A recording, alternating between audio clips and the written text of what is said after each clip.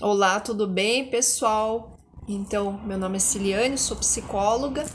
Então, hoje eu queria conversar com vocês sobre um tema bem diferente dos anteriores. Então, seria um tema até de certo modo polêmico, mas eu achei bem importante abordar isso, porque nós estamos num tempo assim bem propício para debater esse tipo de situação. Seria fé versus fanatismo, né? Então são duas coisas completamente diferentes, mas que infelizmente por falta de conhecimento, por falta de estudo, muitas pessoas acabam confundindo isso. E isso gera muito problema para todo mundo, né? Para a sociedade em geral. Então, vamos começar abordando a palavra fé, né? Então, lá na origem da palavra, do grego, significa pistia, né? Que indica a noção de acreditar.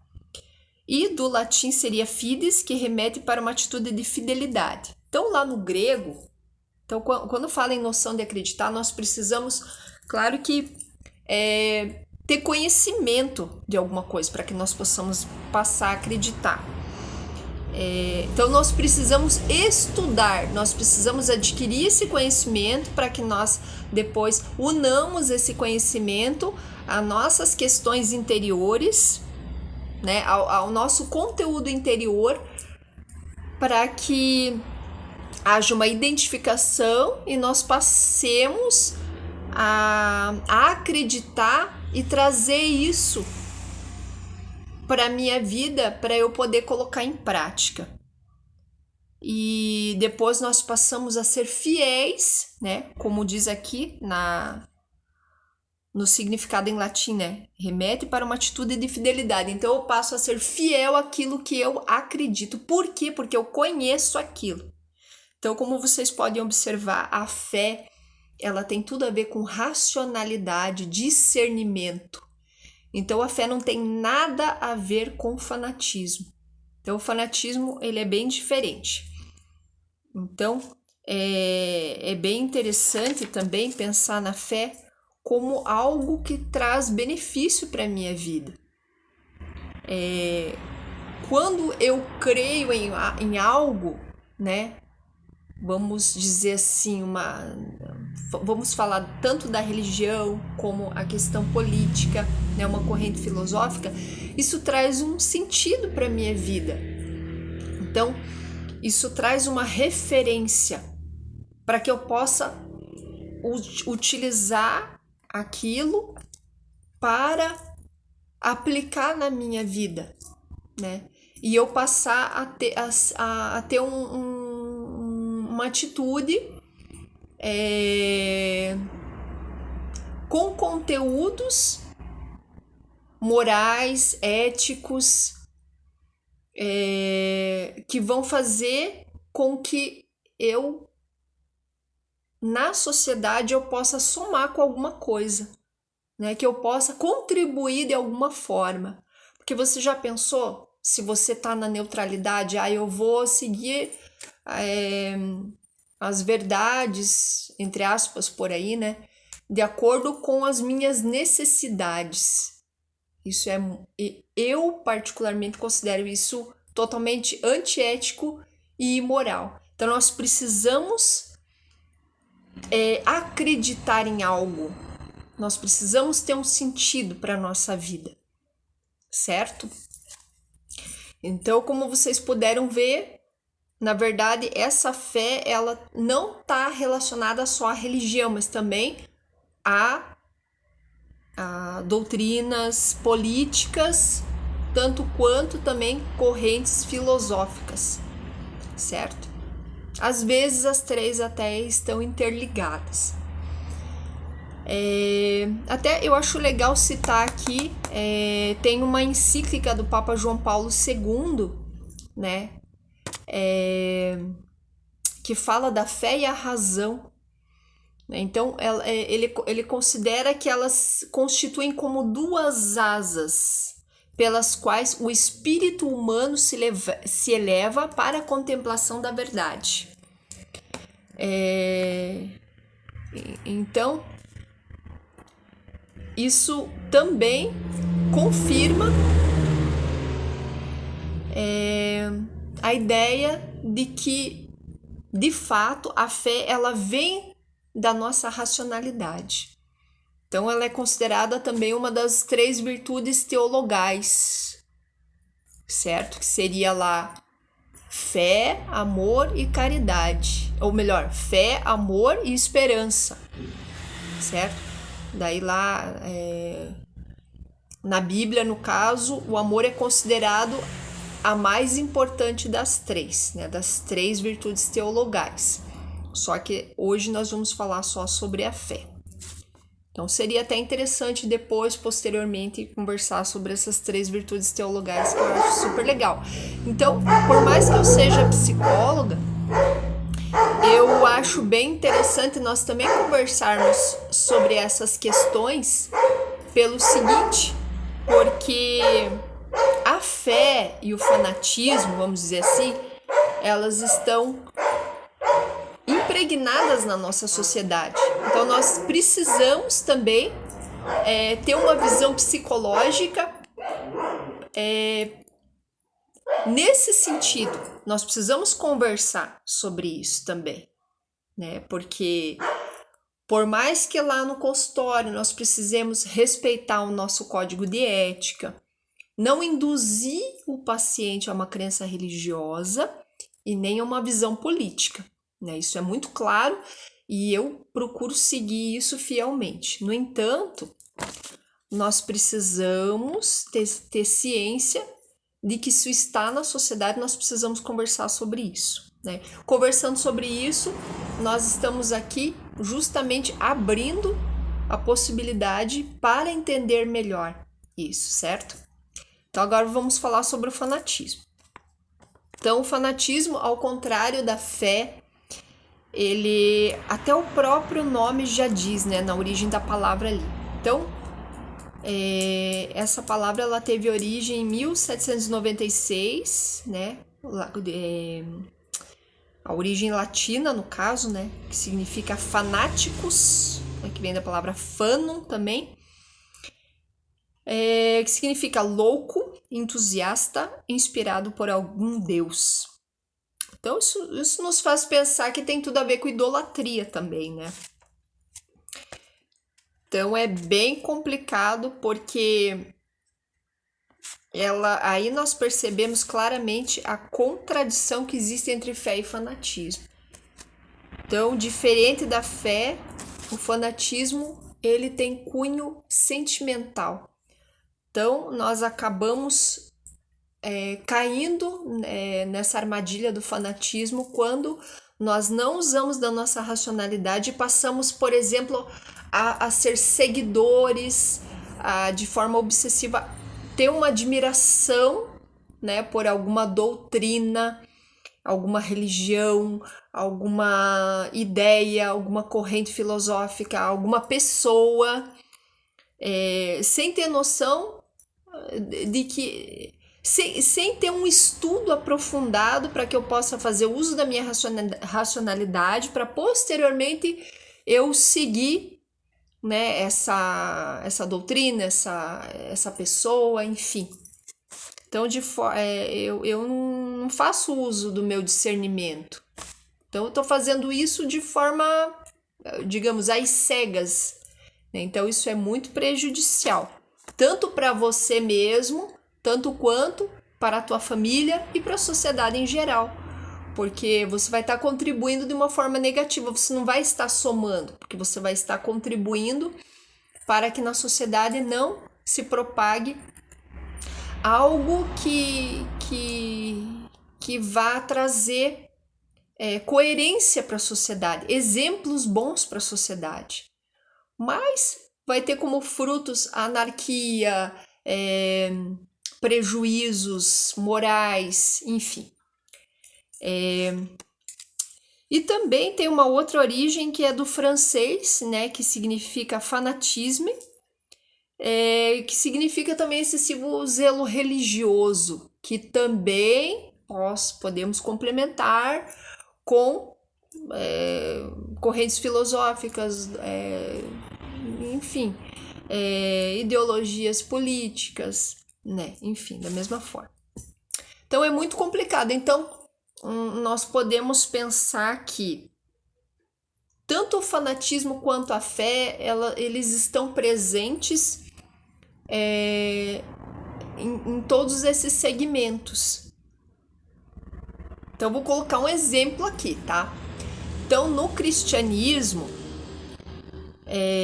nós percebemos que, infelizmente, algumas pessoas, não tô criticando o cristianismo, mas existem pessoas que, devido à dificuldade de interpretação racional, né, da doutrina, a pessoa acaba não usando o uso do seu raciocínio lógico, da sua coerência, e acaba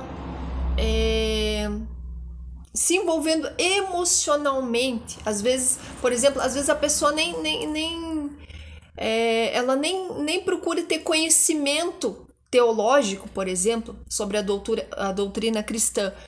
Ela se apega, por exemplo, de forma obsessiva a algum pregador, a algum padre, a algum pastor. E infelizmente, às vezes, aquele determinado líder religioso, às vezes ele não tá... como ele é um ser humano também, então ele vai ter os erros dele.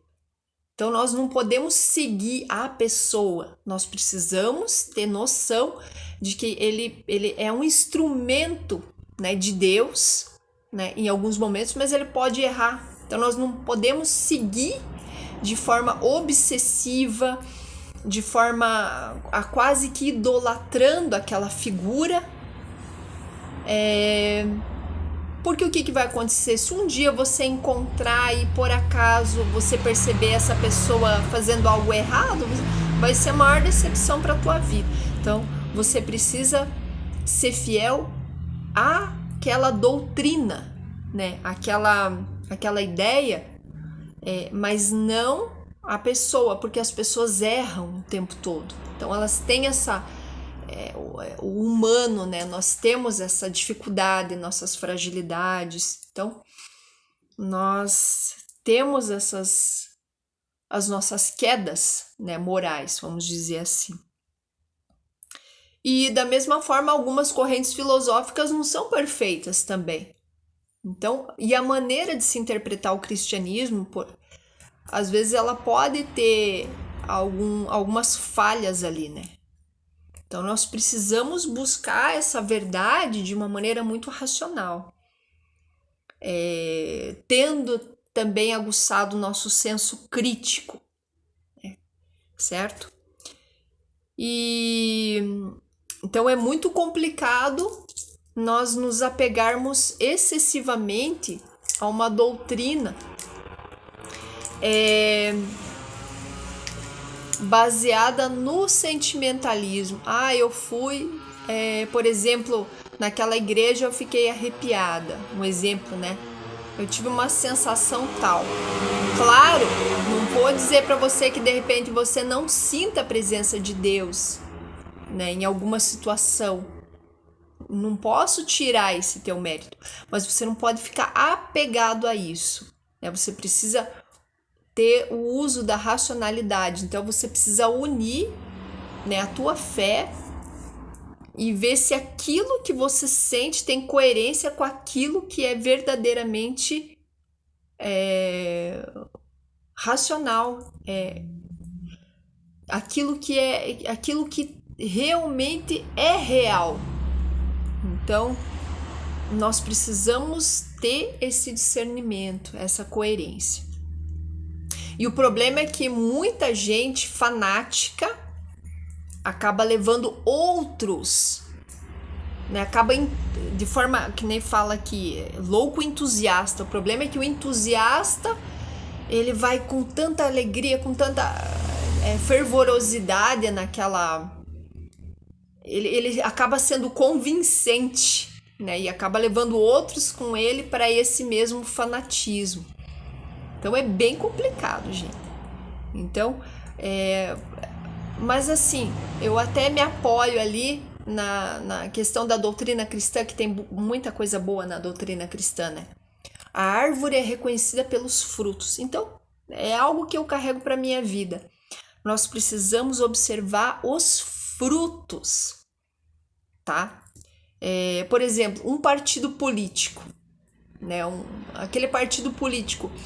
Será que o que eles têm demonstrado, né, tem trazido bons frutos para aquele estado? Por exemplo, aquele prefeito, aquele governador, aquele presidente, aquele membro do Supremo Tribunal Federal, as decisões dessa pessoa, o comportamento dessa pessoa, será que baseado naquilo que ela acredita, tá trazendo bons frutos para a sociedade, já que ela é um líder, já que ela tem uma responsabilidade social, onde envolve muitas pessoas? Será que realmente tá trazendo bons frutos? Então, a gente precisa ter aguçado o nosso senso crítico.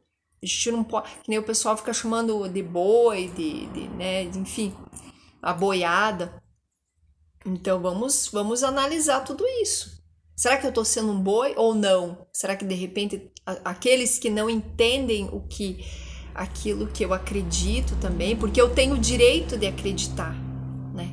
Então cada pessoa, né? Eu também como psicóloga, por mais que eu tenha que ter mais ainda coerência, porque eu não posso induzir, eu tenho que fazer uso da minha ética, né? Eu tenho que seguir meu conselho, mas assim,